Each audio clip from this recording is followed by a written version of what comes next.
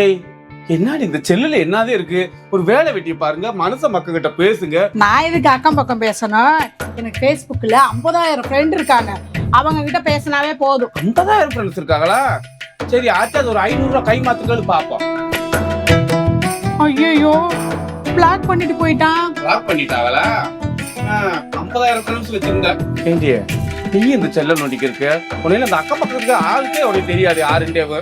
எனக்கு 5 லட்சம் ஃபாலோவர்ஸ் இருக்காங்க. அவங்க எல்லாத்தையும் எனக்கு நல்லாவே தெரியும்.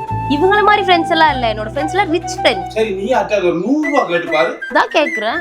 ஐயோ என்ன அன்ஃபாலோ பண்ணிட்டு போயிட்டாங்க. அப்படிண்டா? ஐயோ அப்பதான் ஓடிட்டாங்க. பரவாயில்ல ஓடிட்டாங்கல்ல எல்லாரும்.